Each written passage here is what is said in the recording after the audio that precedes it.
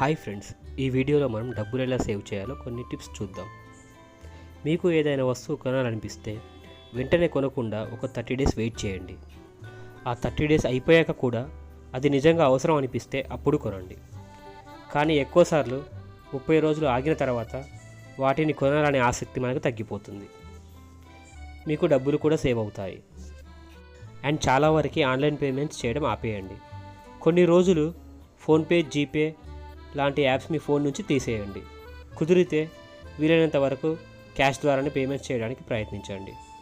ఇలా ఒక 50 days try చేసి చూడండి. అండ్ చివరిగా ఒక బోనస్ టిప్ ఏంటి అంటే, ఆన్లైన్ షాపింగ్లో ఈ రూల్ ఉపయోగిస్తే మరొక ప్రయోజనం కూడా ఉంది.